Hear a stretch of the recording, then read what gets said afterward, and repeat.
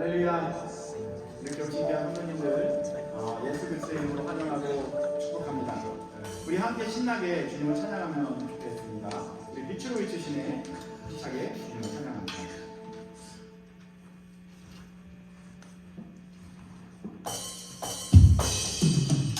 다 같이 일어나서 주님을 찬양할까요? 하시면서 우리를 빛으로 비추신 그 하나님을 그리고 그의 생명을 함께 찬양합니다. 우리 빛으로 비추시네 찬양합니다. 할렐루야. 선하심과 진실함을 담기로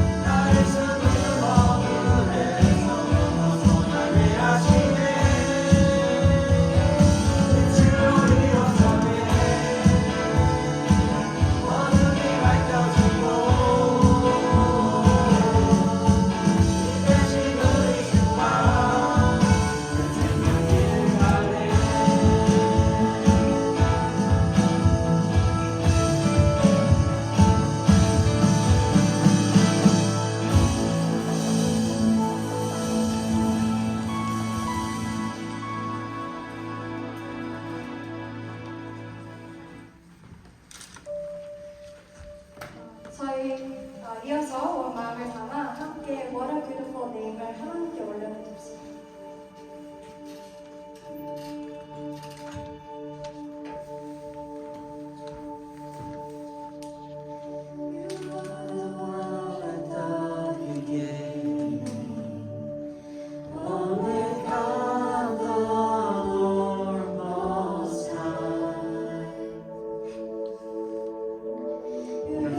Glory in creation, now revealed.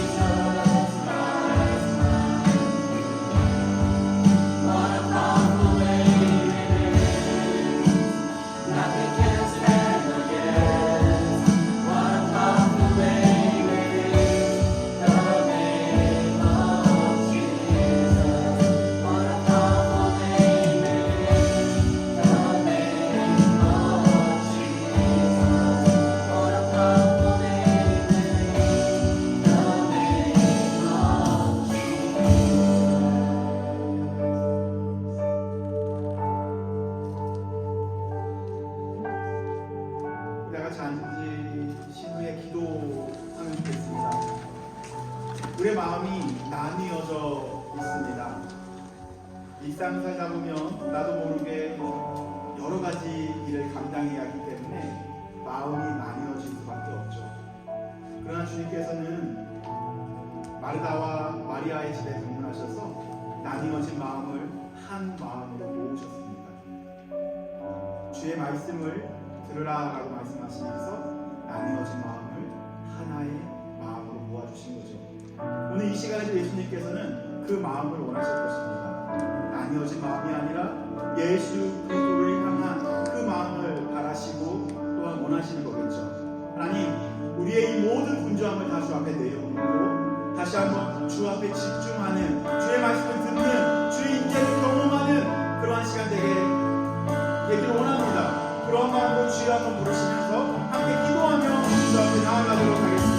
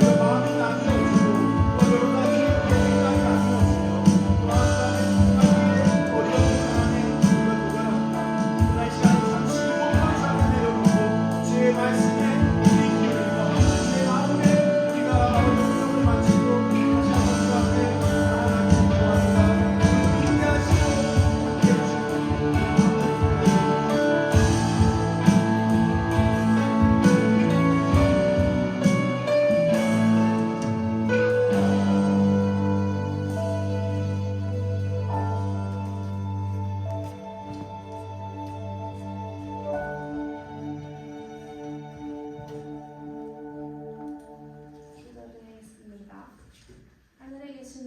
주여, 오늘 주의 예배에 저희를 불러주셔서 함께 하나님을 예배하고 찬양할 수 있음에 감사드립니다. 이 시간 모두가 영과 진리로 하나님께 더 가까워지게 하시고 은혜와 소망이 가득한 예배가 되게 해주세요. 일주일 동안 바쁜 삶 속에서도 하나님과 함께 할 수 있었음에 감사드립니다. 사소한 일 하나하나에도 우리를 생각해 주시고 하나님의 뜻으로 바꿔주심에 감사드립니다. 또 하나님을 닮아가려는 저의 노력을 기쁘게 받아주셔서 감사합니다. 매일 수없이 많은 어려움과 고민을 마주하지만 결국 하나님의 생각함을 이겨낼 수 있었던 것 같습니다. 혹시 이 자리에 마음속 깊은 어려움이 있는 성도가 있다면 하나님께서 함께 하시고 하나님의 뜻으로 이끌어 주시길 함께 기도드립니다. 가끔은 하나님의 내 자신보다 먼저 두지 못하고 실수하고 넘어지고 방황할 때가 있습니다. 그럴 때마다 저희를 용서해 주시고 다시 일어설 수 있는 힘을 주세요. 저희 삶의 중심이 되어주시고 오늘 하루도 하나님의 뜻으로 인도해 주시며 저희 하루의 주인이 되어주세요. 오늘 말씀을 전해주시는 목사님께 은혜를 주시고 목사님의 말씀을 통해 하나님의 깊은 뜻이 이 자리에 있는 모두의 마음에 닿게 해주세요. 한 주간 삶 속에서 그 감동이 이어지고 앞으로 나아갈 용기와 잠시 쉬어갈 평안도 허락해 주세요. 찬양을 인도해 주시는 인도자께도 은혜와 영광을 주시고 수요일마다 유펜에서 진행되는 바이블 스터디가 교회 사람들뿐만 아니라 다른 학생들에게도 멀리 닿을 수 있게 도와주세요. 항상 수고하시는 목사님께 하나님의 위로와 힘을 주시고 그 진심이 저와 다른 학생들에게 전해질 수 있도록 함께 해주세요.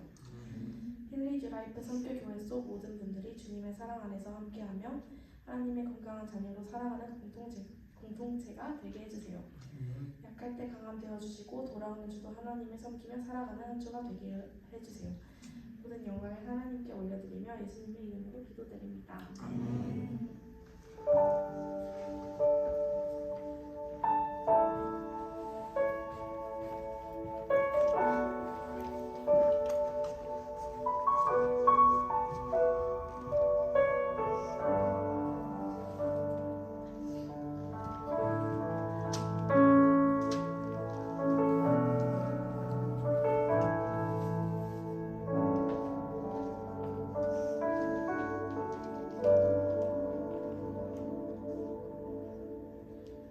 찬송가 191장 내가 내 기쁘게 찬양하도록 하겠습니다. 찬송가 191장입니다.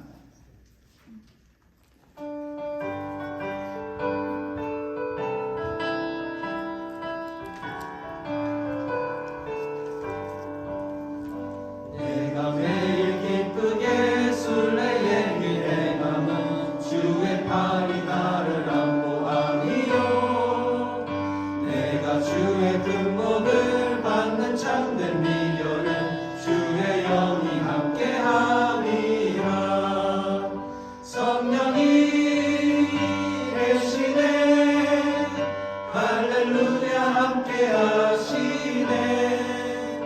좁은 길을 걸으며 밤낮 기뻐하는 것 주의 영이 함께함이라. 전에 죄에 빠져서 평안함이 없을 때 예수 십자가의 공로 힘입어 그 발 아래 엎드려 참된 평화 얻으면 주의 영이 함께함이라. 성령이 되시네 할렐루야 함께하시네.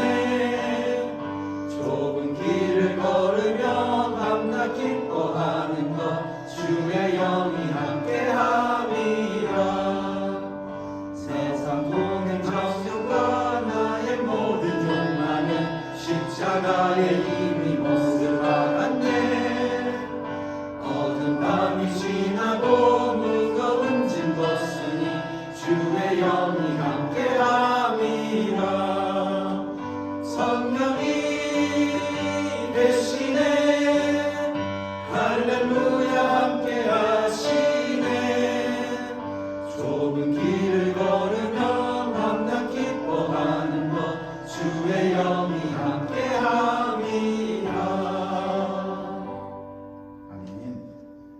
우리 함께 보실 말씀은 출애굽기 14장 13절부터 18절까지의 말씀입니다. 우리 하나님을 경외하는 마음으로 다 같이 일어서신 채로 한 절씩 가도록 하겠습니다. 제가 먼저 읽고요. 선생님들께서 그 다음 구절을 읽어주시면 되겠습니다. 13절 제가 읽도록 하겠습니다. 모세가 백성에게 이르되 너희는 두려워하지 말고 가만히 서서 여호와께서 오늘 너희를 위하여 행하시는 구원을 보라. 너희가 오늘 본 애굽 사람을 영원히 다시 보지 아니하리라. 여호와께서 너희를 위하여 싸우시니 너희는 가만히 있을지니라. 여호와께서 모세에게 이르시되 너는 어찌하여 내게 부르짖느냐. 이스라엘 자손에게 명령하여 앞으로 나아가게 하고 지팡이를 들고 손을 바다 위로 내밀어 그것이 갈라지게 하라. 이스라엘 자손이 바다 가운데서 마른 땅으로 행하리라.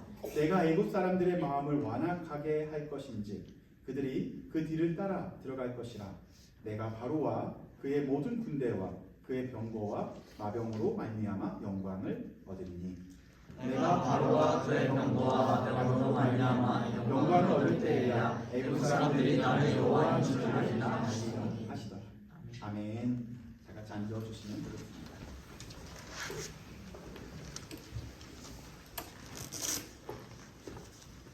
혹시 진태양난이라는 사자성어를 들어보셨나요? 진태양난. 어려운 표현이긴 하지만 그렇게 또 어렵진 않죠. 진태양난. 이렇게 나와 있습니다. 한번 보시면 볼까요? 나아가 있지. 물러날 때. 두량. 어려울 난. 이게 뭘까요? 진태양난. 진태양난. 앞으로 나아가지도 못하고 뒤로 돌아가지도 못하는 그러한 상황을 이야기할 때 쓰는 표현입니다. 우리가 앞으로 가게 되면 어떻게 되는 걸까요? 죽게 되고 뒤로 가도 그런 전쟁 때 쓰여졌었던 중국에서 많이 사용했었던 사자성어이기도 합니다. 사랑하는 성도 여러분들, 우리 진태양난의 상황을 경험해 보신 적이 있나요? 아니, 나는 매일 경험한다. 그런 분도 있겠죠. 결코 쉽지 않은 것이 우리의 삶입니다. 지역하면 나아가기도 어렵고 물러서기도 어려운 상황을 표현했었을 때 쓰는 표현이 진태양난입니다. 오늘 여러분들과 읽었었던 이스라엘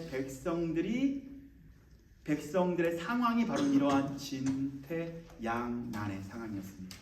왜 그랬을까요? 앞으로 나아가지도 못하고 뒤로 돌아가지도 못하는 그러한 상황 속에서 꼼짝 못하게 그 바다 한가운데를 바라보면서 뒤에는 이스라엘 백성들을 죽이려는 군인들이 한 걸음 한 걸음 오는 그런 상황입니다. 돌아가지도 못하고 나가지도 못하는 그러한 상황인 거죠. 우리가 이 상황, 이스라엘 백성들을 하나님께서 출애굽을 약속하셨죠. 이젠 너희들은 가라. 우리가 10가지 재앙을 다 같이 살펴봤습니다. 저번 주에 왔었던 우리 학생에게 물어봤어요. 가장 기억에 남는 게 뭐예요? 라고 물어보니까 10가지 재앙이라고 하더라고요. 피계 입파, 뭐죠? 뭐 우매, 가족, 뭐 흑장미, 그게 가장 기억에 남는다고 합니다. 이렇게 10가지 재앙을 통해서 하나님께서 누구를 이기신 거죠? 이스라엘 백성이 아니라 애굽의 신들을 하나님께서 하나하나 정복하면서 10가지 재앙을 다 정복하십니다. 다 이기셨습니다. 이젠 너희들은 자유할 거야. 이젠 노예가 아니라 새로운 삶을 살 것이다 하면서 그들을 풀어줍니다. 그래서 드디어 그들은 누구와 함께? 모세와 함께 새로운 삶을 위하여 한 걸음 한 걸음 발걸음을 시작한 거죠. 그들은 어떠한 하나님인지를 한 번에 경험을 했습니다. 그들이 이집트, 애굽으로 왔을 때 몇 명이 왔었을까요? 정착을 했었을까요? 이스라엘 백성이었었던 그 이스라엘 백성들은 그 애굽에 최초로 몇 명이 그 이민 와서 살기 시작을 했을까요? 몇 명이었을까요? 맞아요. 70명입니다. 보시게 되면 창세기 46장에 27절에 이렇게 나와 있습니다. 시작. 애굽에서 요셉이 낳은 아들은 2명이니 야곱의 집사람으로 애굽에 이른 자가 모두 몇 명이라? 70명이더라. 다시 말해 애굽이 요셉의 충류가 됐죠. 그죠? 그래서 요셉 가족들이 모두 그 도시 한가운데 거대한 강대국 한가운 이집트에 정착하기 시작을 합니다. 정착한 멤버는 몇 명이라고요? 70명으로 시작을 하죠. 그런데 1년이 지나고 2년이 지나고 3년이 지나고 430년이 지납니다. 몇 명으로 늘어났을까요? 몇 명으로 늘어났을까요? 생각보다 많은 사람이 이렇게 늘어났습니다. 출애굽기 오늘 본문 보기 전에 출애굽기 12장 37절에 이렇게 나와 있습니다. 볼까요? 몇 명이나 늘어났는지 시작. 이스라엘 자손이 람셋을 떠나 숫곳에 이르니 유아 외에 보행하는 장정이 몇 명이래요? 60만 가량이라. 유아를 제외하고 걸을 수 있는 어른만 몇 명이래요? 60만 명. 430년이 지나고 나서 이제 이스라엘 백성들은 이집트에 거주한 이민자들이 몇 명이 된 거예요? 몇 명이 된 거라고요? 예? 60만 명. 60만 명이 적은 인원일까요? 어마어마한 인원인 거죠. 이젠 그들은 430년이 지나고 나서 이젠 그 이민 땅을 뒤로 하고 다시 하나님께서 약속하신 약속의 땅으로 가기 시작을 합니다. 할렐루야. 여러분들 여기서 다 이사해봤죠? 우리 최근에 이사해보신 분 계시나요? 네. 어디서 어디로 이사했어요? 같은 아파트 방에서 다른 방으로. 아, 그거는 좀 쉬웠겠네요. 한 명이 이사한 거죠? 아니요, 3명. 3명이 이사했어요. 짐이 많았나요? 적었나요? 짐이 꽤 있었어요. 꽤 있었는데 힘들었죠? 네. 힘들었어요. 혹시 최근에 한국에서 여기로 이사 오셨다. 프레시맨들은 한국에서 올 때 힘들었어요? 쉬웠어요? 네? 힘들었어요. 몇 명이 이사했죠? 한 명인데도 힘들었죠. 그리고 최근에 우리 그 은유도 보니까 한 가족인데 몇 명이 이사를 한 거예요? 4명이 이사했는데 혹시 배로도 짐을 붙였나요? 네. 아, 그죠. 힘들었어요? 쉬웠어요? 힘들었어요. 몇 달 힘들었어요? 한 달. 근데 이사를 해보신 분은 아시겠지만 한국에서 미국으로 올 때 짐 정리하는 것도 쉽지 않았죠. 어떤 걸 버려야 될지, 어떤 걸 가져가야 될지, 또 어떤 거를 남겨놔야 될지 그러한 고민이 있었을 겁니다. 한국 땅에 좀 남겨놓은 거 있어요? 다 갖고 왔어요? 없어요? 다 놓고 왔어요? 그냥 몸만 왔어요. 네. 저희도 6명이 이사했어요. 6명이 미국 땅에서 이사를 했을 때 결코 쉽지 않았습니다. 꼭 버리지 못하는 것들이 있더라고요. 꼭 갖고 와야 되는 거. 그래서 다른 건 다 버렸는데 저의 바디 프로필 사진 찍은 액자가 있어요. 큰 거. 그거는 갖고 왔어요. 아내가 놀래더라고요. 그거 왜 갖고 왔냐고. 그리고 또 덤벨 24kg짜리 그것도 챙겨왔어요. 몰래. 아내 없을 때 그걸 챙겨온 거죠. 자전거 챙겨오고. 아유 참 사람 달리면 멀었어요. 이렇게 6명이 이사하는 것도 되게 쉽지 않습니다. 무엇을 버릴 것인가 절대 포기하지 못하는 것. 그런 것들이 있었던 거죠. 그런데 오늘 이스라엘 백성들은 장정만 몇 명이라고요? 60만 명인 거예요. 그러면 자녀들까지 하게 되면 몇 명 정도로 추정할 수 있을까요? 출애굽해야 되는 인원이 대략 네? 100만 이상 맞죠? 추정컨대 학자들은 한 200만까지 보더라고요. 200만. 그 인원이 어느 정도의 인원일까? 제가 가장 가까운 데를 찾아보니까 필라델피아 도시에 사는 어린아이까지 포함해서 몇 명인 줄 아시나요? 필라델피아 도시에 사는 사람들 몇 명일까요? 160만 명이에요. 그러니까 필라델피아에 사는 도시에 사는 모든 사람들이 일어나서 이사 가야 되는 거예요. 6명도 힘든데 200만 명이 이사를 한다고 생각을 해보십시오. 누구를 따라서? 모세를 따라서. 모세의 손가락 하나를 바라보면서 그것만 바라보면서 전진해야 됩니다. 쉬울까요? 어려울까요? 모세 무엇을 믿고 따라갈 수 있을까요? 그러나 그들의 무게가 얼마나 큰 무게였었냐면 사실 430년 동안 초반 몇 년을 행복했어요. 왜? 요셉이 총리였기 때문에 그 되게 삶 자체가 개런티가 되고 보장이 되어지는 그런 삶이었겠죠. 행복한 삶은 몇 년 지내다가 가뭄이 들고 살다 보니까 애굽 사람들이 그들을 노예화시킵니다. 그래서 매일같이 고통 속에서 신음하며 살았었던 것이 이스라엘 백성들의 삶이었었던 거예요. 그들의 눈물, 그들의 아픔, 그들의 신음을 하나님께서 외면할 수 없었던 거죠. 몇 년 동안? 400년 동안. 지금 몇 명이 지금 신음하고 있는 거예요? 200만 명이 신음하고 있어요. 하나님 힘들어요. 하나님 어떻게 해요? 그 무게가 얼마나 무거웠었을까요? 최소 60만 명은 노예로 살아갔어야 되고요. 노예의 가족들은 약 200만 명이 노예의 가족, 노예인 아빠를 바라보면서 노예인 엄마를 바라보면서 매일같이 눈물 흘리는 그러한 뒷모습을 바라보면서 자라야 되는 것이 다음 세대의 아이들이었었던 모습이었던 거죠. 민족 전체가 쇠사슬은 안 묶여 있지만 마치 영적으로 그 쇠사슬에 묶인 채 하루하루 버티며 살았던 것이 그들의 삶이었었습니다. 행복했을까요? 즐거웠을까요? 어쩔 수 없이 살았겠죠. 힘들게 살았겠죠. 그들의 삶은 하루하루 벽돌을 이기면서 벽돌을 만들면서 사는 게 그들의 삶이었었습니다. 하루는 바로가 이스라엘 백성들을 힘들게 한다고 어떻게 하냐면요, 벽돌에 소스 있죠. 진흙을 주지도 않아요. 그러면서 하루에 그 양을 채우래요. 그런 나쁜 놈이 어디 있어요? 못 채우면 어떻게 해요? 그들을 때립니다. 채찍질하고. 와, 그러한 고통의 삶, 고통의 종합적인 삶을 살고 있었던 거죠. 출애굽기 2장 23절에 이렇게 나와 있습니다. 이스라엘 자손이 무엇으로 말미암아? 따라해볼까요? 고역으로 말미암아 탄식하며, 이게 고통스러운 노역입니다. 고역으로 말미암아 탄식하며 부르짖음에 그 고역으로 인한 부르짖음이 하나님께 상달되었느니라. 그 부르짖음을 하나님이 들으신 거예요. 그 고통의 무게는 200만 명이 부르짖는 그런 신음의 눈물이었습니다. 그래서 하나님께서는 그들의 눈물을 보시고 그들의 신음을 들으시고 결정하십니다. 너 그렇게 살지 마. 내 아들들이지 너희들 그들의 노예가 아니야. 나의 자녀들이야. 우리 함께 내가 말하는 그 약속의 땅으로 나아가자. 그 중에 한 명을 세웠죠. 그 사람이 누구라고요? 모세. 너가 이제 이들을 200만 명을 이끌어 새 땅으로 갈 것이다. 그들을 구원할 것이다. 약속하시며 그들을 이끌어내기 시작을 합니다.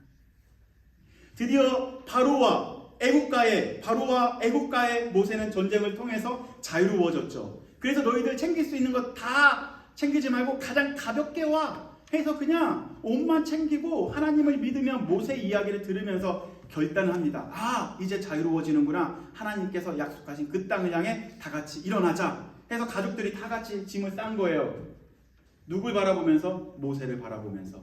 아, 하나님께서 우리에게 자유를 주셨다. 이제 갈 것이다 하면서 가게 됩니다. 이곳을 지나 저곳을 지나고 해서 바다 앞에서 잠깐 장막을 칩니다.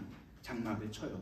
그런데 거기까지는 괜찮았어요. 와, 새로운 땅으로 가니까 얼마나 행복할까. 새로운 땅에서 가족들과 자유로운 몸으로 살면 얼마나 행복할까. 기대감에 차서 한 걸음 한 걸음 왔는데 앞에 바다가 있는 거죠. 그 바다 한가운데를 두고 앞에 두고 장막을 칩니다. 200만 명이 장막을 치려고 생각을 해봐요. 힘들까요? 쉬울까요? 네, 1번 힘들다. 2번 더 힘들다. 아니, 똑같네요. 네, 힘들었을 거예요. 200만 명이 그 바닷가 한가운데는 아니죠. 앞에 두고 장막을 치고 잠깐 눈을 이렇게 감습니다. 그런데 뭔가 뒤가 싸한 거예요. 먼지가 막 먼지 구름이 생기고, 그리고 무슨 말 그 뭐죠? 말 바꾸 뭐죠? 말고 소리가 들리는 것 같고, 뭔가 뒤가 싸한 거죠. 아니나 다를까 바구가 마음이 바뀌어버린 거죠. 너희들 떠나라고 얘기했는데 내가 실수했다. 아니야, 너희들 못 떠나 하고서 바구가 마음이 변신을 합니다. 한번 볼까요? 14장 2절 먼저 볼게요. 시작. 이스라엘 자손에게 명령하여 돌이켜 바다와 믹돌 사이에 비하히롯 곧 바알스분 맞은편 바닷가에 장막을 치게 하리라. 지금 이미 이스라엘 자손은 장막을 쳤어요. 그 다음 구절을 한번 보면 굉장히 흥미로운 질문이 생기는 구절이 등장을 합니다. 장막을 치고 있을 때 애굽의 상황을 볼게요. 다들 신나게 장막을 치고 있었는데 동시에 그 상황에 애굽의 상황은 어떠했는지 같이 장면을 볼 수 있습니다. 애굽의 상황입니다. 시작. 그 백성이 도망한 사실이, 다 같이 읽어볼게요. 애굽 왕에게 알려지매 바로와 그의 신하들이 그 백성에 대하여 마음이 변하여 이르되 우리가 어찌 이같이 하여 이스라엘을 우리를 섬김에서 놓아 보내었는가 하고, 이게 뭐냐면 보내기로 결정했는데 일할 사람이 없는 거예요. 노동자들이 없는 거예요. 자기네들의 배를 채워줄 사람이 없는 거죠. 후회한 거죠. 그죠? 그래서 그 이야기를 누구에게 얘기한 거예요? 바로에게 이야기한 거예요. 누가요? 애굽의 민족들이 왜 보내줬어요? 왕 보내면 안 되죠. 다시 잡아와요 라고 이야기한 거예요. 그게 누구에게 들린 거라고요? 바로에게 들린 거예요. 바로 왕, 자기가 왕이면서 이렇게 다른 사람처럼 얘기해요. 도망한 사실이 애굽 왕에게 알려지면, 알고 있었잖아요. 바로가 보냈잖아요. 근데 애굽 왕에게 알려졌대요. 이거 무슨 말이에요? 보낸 사람이 누구예요? 바로예요. 그런데 그 애굽 왕에게 알려졌대요. 애굽 왕이 바로예요. 바로가 애굽 왕이고요. 모순인가요? 아닌 거죠? 네, 책임 회피인 거죠. 자기가 보내놓고 나서 백성들이 원망을 하니까 이런 식으로 쓴 거겠죠. 그들이 그래서 신하들이 그 백성에 대하여 마음이 변하여 바로와 그의 신하들, 그러니까 바로와 백성들이 다 후회한 거죠. 마음으로 후회한 거죠. 그래서 어떻게 했을까요? 이르되 우리가 어찌하여 이같이 이스라엘을 우리의 섬김에서 놓아 보내었는가. 세상이요 아무리 여러분들에게 잘해줘도요, 여러분들이 신하로 만들어 하고 싶어 하고요, 노예로 만들고 싶어 한다라는 거죠. 자녀로 만들고 싶어 하지 않는다라는 거죠. 그들은 이렇게 보냈지만 금방 마음이 바뀌어서 이젠 6절과 7절로 바뀌게 됩니다. 이게 굉장히 충격적인 사건이에요. 왜냐하면 얘네들을 잡기 위해서 바로가 선택한 결정적인 작전이 뭐냐면 6절과 7절이 나와요. 얼마나 완악한지를 볼까요? 한번 볼게요. 6절 보니까 바로가 곧 그의 병거를 갖추고, 뭐래요? 그의 병거를 갖췄어요. 갖추고 그의 백성을 데리고 갈새. 선발된 병거는 뭘 이야기하는 걸까요? 선발된 병거. 선발된 병거. 특수부대를 이야기하는 거겠죠. 특공대를 얘기하는 거겠죠. 해병대처럼 수색대. 예. 그러한 특공부대를 몇 대? 선발된 병거 600대와 여기까지 끝이에요. 그들을 앞장 세우고 그들을 따르게 하는 사람들 볼까요? 애굽의 모든 병거, 어떤 병거? 야, 나쁜 놈, 나쁜 사람 아니에요? 이거는 전쟁 선포예요. 뭐래요? 모든 병거를 동원했대요. 지금 애굽은 이스라엘 백성들을 죽이러 가는 거예요. 그렇지 않아요? 죽이던지 아니면 다시 노예로 데려오던지 전쟁을 선포해버린 거죠. 모든 군인들을 동원해서 그들을 다시 데려오기로 그들이 결정을 한 거예요. 그런데 지금 이스라엘 백성으로 다시 돌아와 볼까요? 이스라엘 백성들은 하나님을 믿고 왔어요. 그런데 앞에는 뭐가 있다고요? 거대한 바다가 있고, 뒤에는 지금 누가 따라오고 있어요? 특공대와 특수부대와, 그리고 또한 모든 자기네들을 죽이려고 풀 무장을 해서 다각다각 쫓아오고 있는 상황인 거죠. 이거를 사자성어로 뭐라고 한다고요? 진퇴양난이라고 합니다. 돌아갈 수도 없어요. 돌아가면 노예, 아니요, 죽임을 당하든지. 이스라엘 백성들 처음에 어떻게 나온지 아십니까? 14장 8절 한번 볼까요? 이렇게 나왔어요. 이스라엘 백성들은 14장 8절에 보니까 여호와께서 애고방 바로의 마음을 완악하게 하셨으므로 그가 이스라엘 자손이 뒤를 따르니 이스라엘 자손이 그럼에도 불구하고 어떻게 나갔대요? 담대히 나갔더라. 이게 처음 이스라엘 백성들의 마음가짐이었어요. 하나님을 믿고 모세를 믿으니까 우리 담대히 나갈 수 있다라는 믿음을 생기고 자기네들이 담대하게 나온 거예요. 그런데 진퇴양난의 상황에 이르다 보니까 그들의 마음이 또 바뀝니다. 어떻게 바뀌었는지 한번 볼까요? 10절 먼저 보도록 하겠습니다. 담대했었던 그 마음이 진퇴양난, 앞에가 막히고 뒤가 전쟁 자기를 죽이려고 오는 상황에 처하니까 그들의 마음 상태가 어떻게 바뀌었을까요? 시작! 바로가 가까이 올 때에 이스라엘 자손이 눈을 들어 본즉 애굽 사람이 자기를 뒤에 이른지라 이스라엘 자손이 심히 두려워하고 뭐래요? 담대함이 두려움으로 바뀐 거예요. 어떻게 한 거예요? 두려워서 부르짖기 시작을 한 거예요. 부르짖는다라는 게 기도했다라는 것이 아니라 원망하기 시작했었던 거죠. 어떻게 원망했냐면 11절에 나와요. 내용이 이렇게 나옵니다. 볼까요? 11절에 이렇게 나와 있습니다. 시작. 예. 그 다음. 그들이 또 모세에게 이르되 애굽에 뭐가 없어? 매장지가 없어. 매장지가 뭐예요? 무덤이에요. 무덤이 없어. 너희들이 우리를 이끌었냐? 너무 당황스럽지 않아요? 자기네들이 담대하게 나온 거잖아요. 그죠? 근데 지금 누구에게 책임을 돌리는 거예요?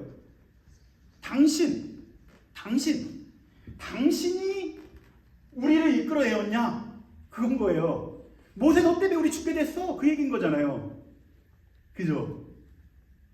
당신이 우리를 이끌어내어 이 광야에서 죽게 하느냐? 여기서 죽게 하느냐? 어찌하여 당신이 또 당신이에요. 우리를 애굽에서 이끌어내어 우리에게 이같이 하였느냐? 또 볼까요? 와, 우리가 그들이 이제 거짓말까지요. 잘 볼까요? 우리가 애굽에서 당신에게 이른 말이 이것이 아니냐? 그때 이야기했대요. 이미 이야기했대요. 이르기를 우리 내버려둬라. 그냥 여기 살게. 그렇게 이야기했었다라는 거죠. 그렇게 말을 했는데 왜 그렇게 내버려두지 않고 우리를 이끌어와서 여기서 죽게 하느냐? 그렇게 말한 거예요.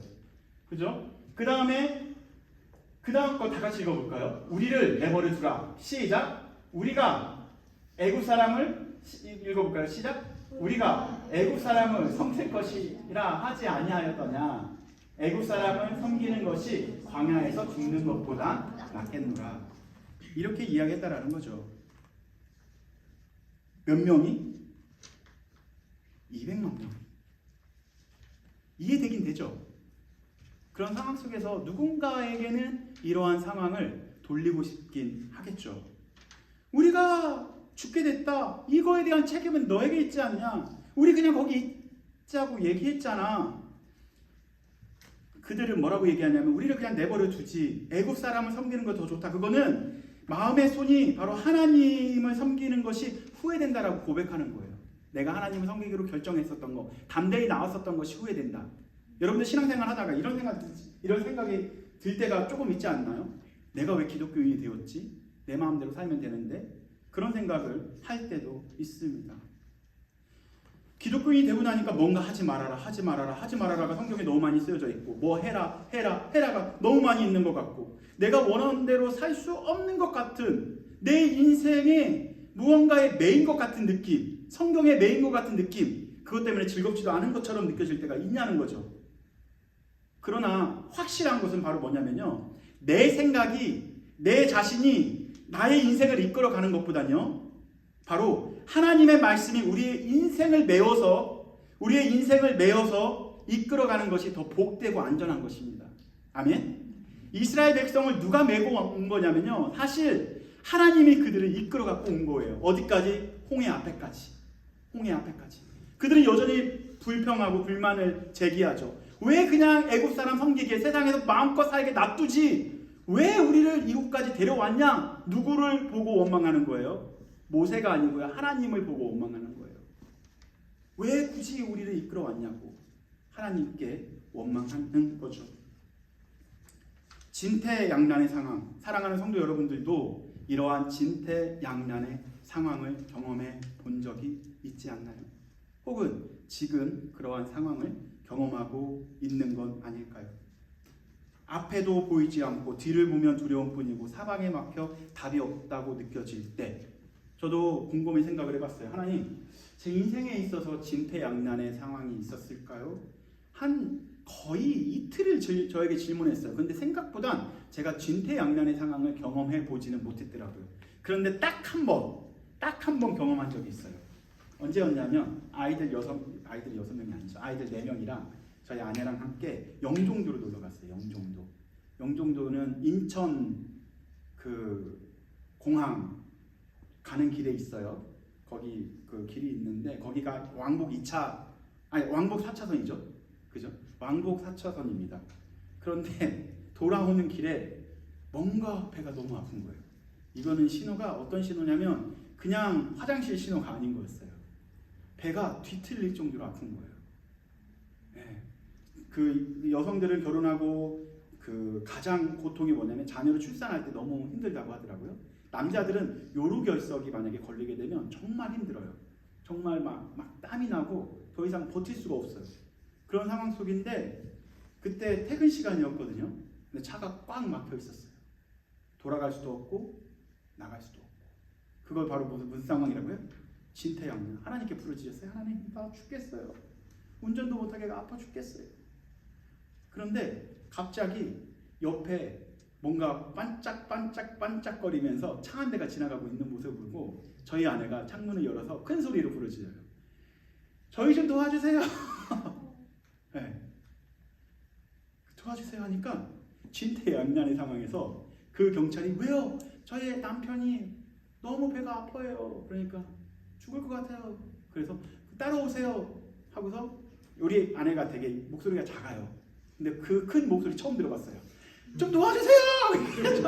그렇게 크게 안 나요. 그런데 경찰이 이거를 키니까요 2차선인데 3차선이 돼요.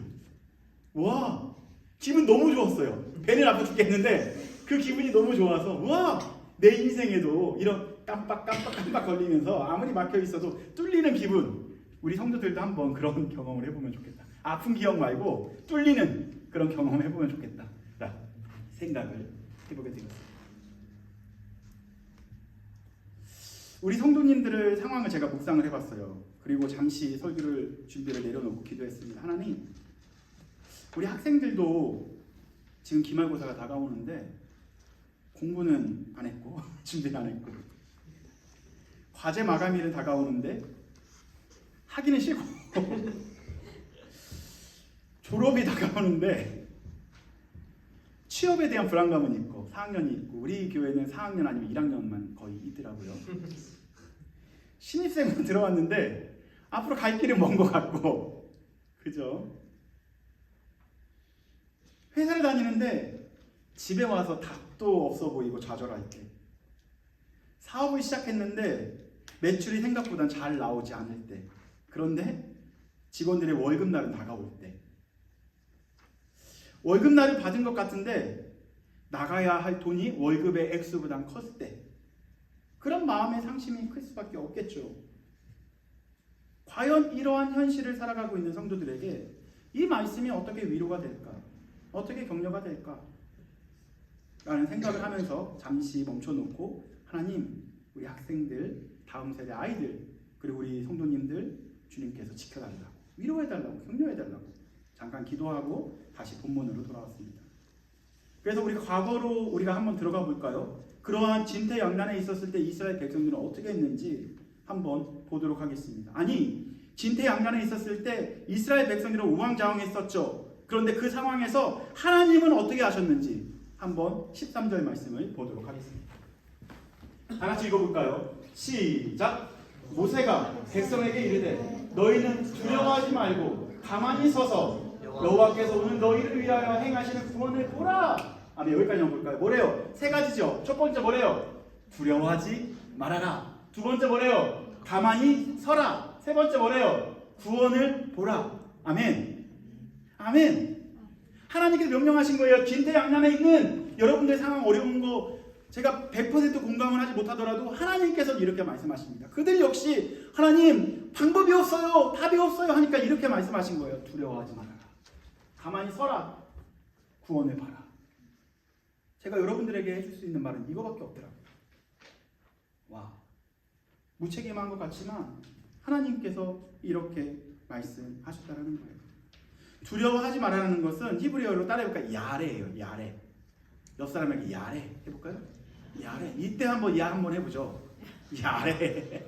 한번 해봐요. 한번. 네. 자기보다 나이가 많은 사람한테 하십시오. 야레. 그렇다고 막 야리지 마시고요. 야레. 야레라는 단어는 문맥에 따라서 다르게 번역해요. 아빠한테 야레 하면 네. 야레라는 것은 문맥에 따라서 그 경외하다라고도 번역할 수 있어요. 두려워하다라고 번역할 수도 있어요. 그러니까 세상을 향해서는 로 야레라고 해야 돼요. 내 야레. 그건 뭐냐면 두려워하지 말아라. 그런데 하나님을 향해서는 어떻게 해야 될까요? 야레해야겠죠. 매를 빼야겠죠. 세상을 두려워한다는 것은 하나님을 야레하지 않는 거예요. 우리가 세상을 매 야레하려면 하나님을 야레하면 되는 거예요. 우리가 세상을 야레하기 때문에 하나님을 로 야레하고 있습니다. 로 포보스하고 있다는 거죠. 다시 말해 이런 상황 속에서 첫 번째 명령하셨던 것은 너희들은 나만 바라봐라. 나를 경외하라. 세상을 두려워하지 말고 하나님을 경외하라 라고 말씀하시는 거죠. 두 번째는 뭐냐면 따라해볼까요? 히치하고. 히치하고. 히치 때려볼까요? 히치하고. 재미없어요. 이건 바로 뭐냐면 가만히 서라라는 것이 아니라 잘 보면 흔들릴 수밖에 없는데도 불구하고 굳게 서 있어라. 그 자리를 지켜라. 믿음을 지켜라. 그건 거예요. 바람이 엄청나게 세게 내려오는데도 히치 아래는 흔들리지 말아라예요. 마음이 흔들리지 말아라. 끝까지 믿음의 자리를 지켜라. 움직이지 말아라가 아니라 흔들리지 말아라. 현실 앞에서 흔들릴 수밖에 없지. 그럼에도 불구하고 말씀으로 꾹 흔들리지 말고 붙잡고 있어라 라고 말씀하십니다. 마지막 볼까요? 마지막은 바로 뭐냐면요. 그들은 이러한 현실 앞에서 흔들리기도 하고 또한 원망도 합니다. 세상을 두려워하기도 합니다. 그러나 마지막으로 하나님께서 하셨던 말씀은 다음과 같습니다. 구원을 보라. 아멘. 뭐라고요? 구원을 보라. 고난이라는 것은요, 종종 우리에게 구원을 보게 합니다. 아멘. 고통을 통해서 우리는 하나님의 마음을 보게 합니다. 아멘. 여러분들이 맞이하고 있는 그러한 고통, 어려움, 답이 없으니 하나님을 바라보게 하는 하나의 통로가 될 수 있다는 거죠. 그러나 두려워하지 않고 가만히 서 있고 구원을 보기 위해서는 무엇이 전제되어야 할까요? 따라해볼까요? 하나님. 하나님이 전제가 되어야만이 두려워하지 않을 수 있습니다. 그리고 흔들리지 않을 수 있습니다. 구원을 볼 수가 있습니다. 그래서 하나님께서 직접 말씀하십니다. 14절 말씀, 14절 말씀, 14절 말씀. 다 같이 이거 외워볼까요? 오늘 설교 제목에 쓰여져 있는 말씀입니다. 다 같이 외워보겠습니다. 시작! 여호와께서 너희를 위하여 싸우시리니 너희는 가만히 있을지니라. 아멘. 이게 복음인 거예요. 가만히 있으래요. 신앙으로 버티래요. 누가 싸우신대요? 하나님이 싸우신대요. 싸우시다라는 표현은 영어에도 없고 한국어에도 없는 문법이 하나 있어요. 따라해볼까요? 미완료 시제. 뭐라고요? 아직 완료되지 않은 시제예요. 싸운다라는 것은 내가 전에도 싸웠지만 미완료 시제는 내일도 싸울 거야. 그러나 미완료 시제는 내일 모레도 싸울 거야.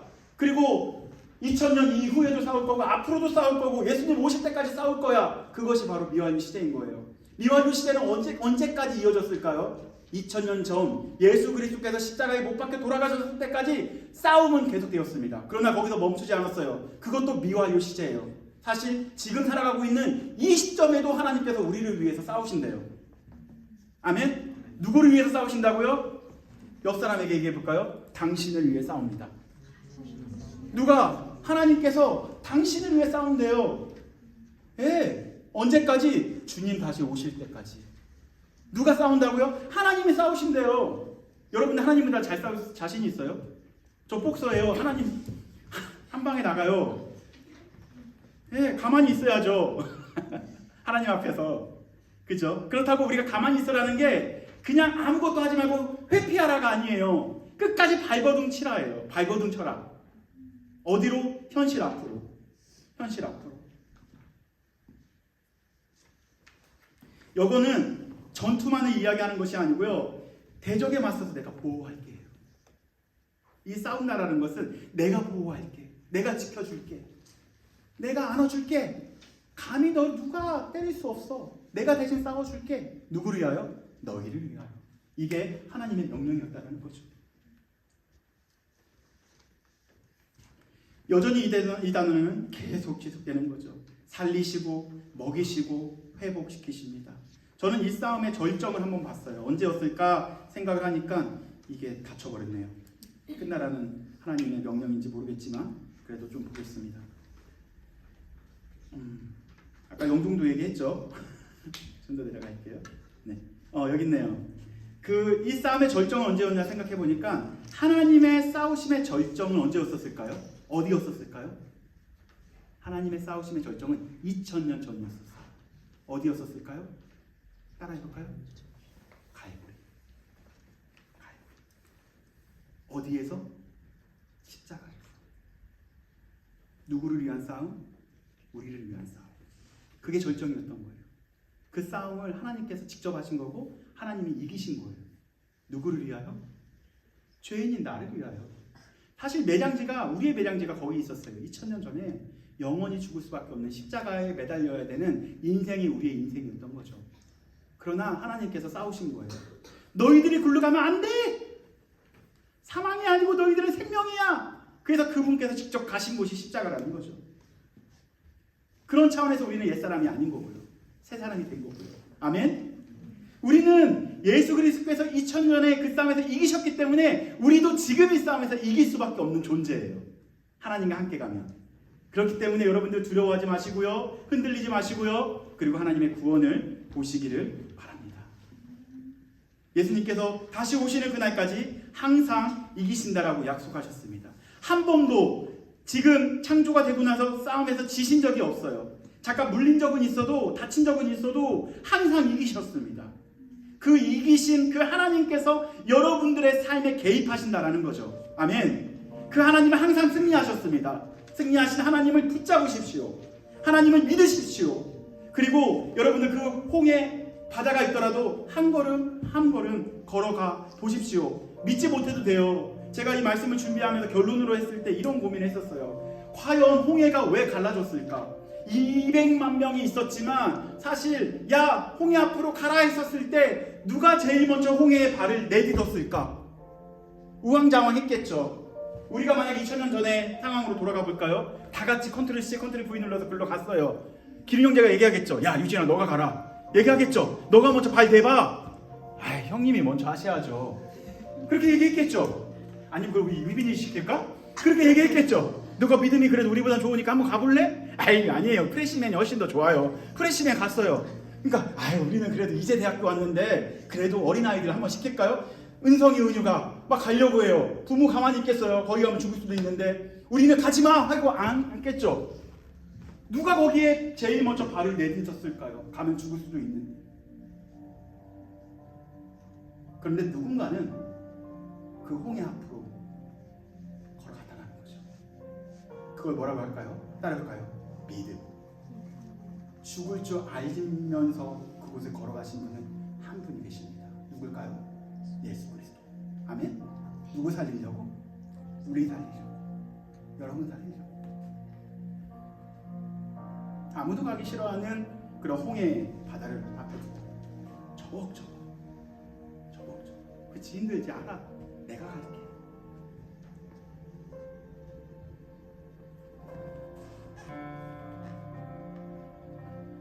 잠깐 기도하면 좋겠습니다. 제가 설교를 준비하면서 우리 성도님들을 위하여, 우리 젊은이들을 위해서 어떻게 위로할 수 있을까? 참 답이 없는 상황 속에서 하나님께 기도했어요. 하나님, 홍해가 갈라졌어요. 200만 명이 넘으려면 뉴욕 가는 길에 그 하이웨이보다 더 넓어야 되지 않을까요? 그래 누군가는 이 말씀에 순종해서 그곳을 향해 갔겠죠. 미완료 시제. 종종 신앙이라는 것은 우리의 생각과 계산을 넘어야 할 때가 있습니다. 우리의 인생을 그렇게 이끌어 가실 때도 있죠. 여전히 우리는 문제 앞에서 하나님을 원망하고 상황을 원망하고 계속 불만불평하기도 합니다. 그러나 지금도 그런 원망 가운데 하나님께서는 싸우고 계십니다. 그러니 두려워하지 마십시오. 그리고 흔들리지 마십시오. 그리고 하나님의 구원을 보십시오. 바다라는 것은요, 성경에서 종종 세상이라는 것을 의미하기도 합니다. 여러분들 세상을 향해 나가는 게 쉽지 않을 거예요. 왜냐하면 세상은 생각보다 강하거든요. 여러분들 넘어뜨리려고 우는 사자와 같이 기다리고 있거든요. 그러나 두려워하지 마시고요, 흔들리지 마시고요, 하나님을 믿어 그 세상을 향해 한 걸음 한 걸음 나가봅시다. 하나님께서 여러분을 통해서 하나님의 일을 하실 것입니다. 하나님의 구원의 역사가 여러분들의 일터에서, 학교에서, 가정에서 일어날 것입니다. 분명 여러분들을 통해 여러분들을 승리하게 하실 것입니다. 왜? 하나님이 직접 싸우시기 때문에. 그러나 마지막으로 이 싸움을 위해서 사랑하는 성도님들, 매일같이 매일 이 경건하게 살기 위하여 20분, 40분만 하나님께 집중하면 좋겠습니다. 20분, 40분 매일 짧은 시간이지만 그 시간에 하나님께 기도도 하시고 성경도 보시고, 하나님, 내가 이 전쟁과 같은 이러한 홍해와 같은 세상에서 어떻게 살아가야 될까요? 하나님께 물으면서 내가 너와 함께 싸울게, 내가 대신 싸울게 하는 하나님의 음성을 들으시기를 소망합니다. 잠깐 기도하는 시간을 갖도록 하겠습니다. 하나님, 답답합니다. 답이 보이지 않습니다. 주님 아니면 우리가 해결할 수 있는 그러한 능력이 없습니다. 주님 붙잡아 주시옵소서. 그러한 마음을 함께 기도하며 주 앞에 나아가도록 하겠습니다. 기도합니다. 주여, 할렐루야. 주여 아버지 감사합니다. 하나님, 우리는 연약하고 부족해서 하나님을 붙잡을 수밖에 없음을 주 앞에 고백합니다. 하나님, 주님, 우리가 연약하고 부족하지만 주님께서 두려워하지 말아라. 너는 나의 사랑하는 아들이다 라고 이야기하셨던, 그리고 우리에게 너는 나의 어렵고 창피한 자녀이고 보석이다라고 말씀하셨던 그 주님의 말씀을 우리가 들어와 귀 기울이며 하나님의 사랑에 다시 한번 체험을 얻고, 하나님, 우리가 다시 한번 하나님과 함께 또한 싸우시는 그 주님과 함께 한 걸음 한 걸음 나아갈 수 있는 우리 모두가 되게 하여 주시옵소서. 나의 하나님을 우리가 찬양할 때만 붙잡아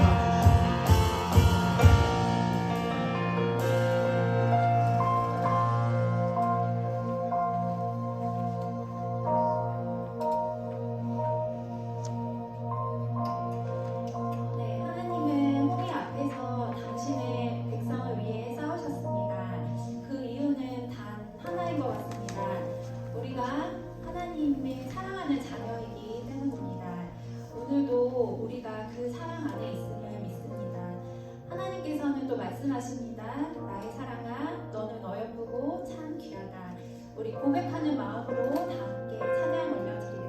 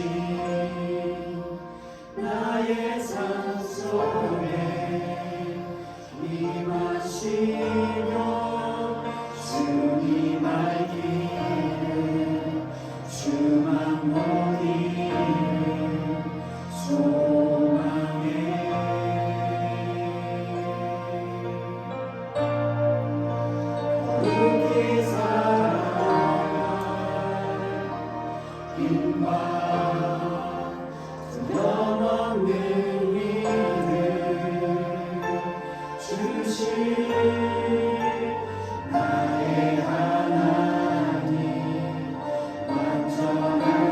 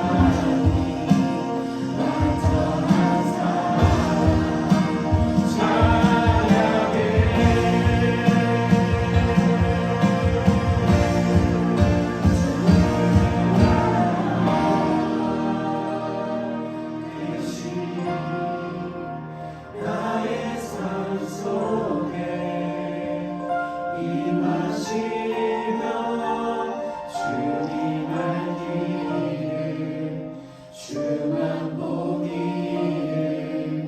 소망해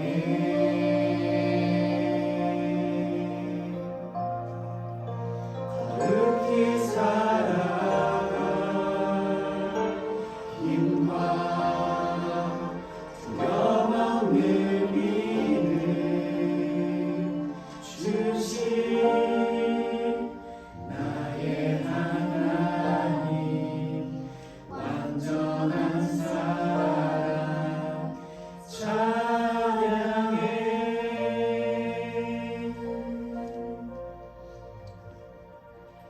아멘. 네, 광고 드리도록 하겠습니다. 네, 오늘 이렇게 우리 서로를 격려할까요? 이번 주도 승리하십시오. 서로를 격려하도록 하겠습니다. 그 수요일마다 우리 바이블 카페가 유펜에서 진행이 되는데요. 함께 대학생들을 위해서 기도해 주시고 또한 이렇게 잘할 수 있도록 격려해 주시면 감사하겠습니다. 특별한 광고는 없고요. 오늘 예배 끝나고 함께 식사 나눔 잘하면 좋겠습니다. 우리 하나님의 사랑이 우리 찬양하면서 옆 사람을 축복하면서 축복하고 그다음에 축도로 모든 예배는 마치도록 하겠습니다.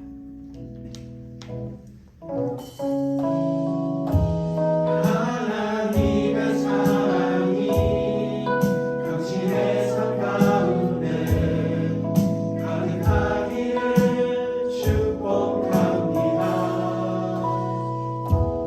하나님의 은혜가 우리 가운데 가득하길 기도합니다.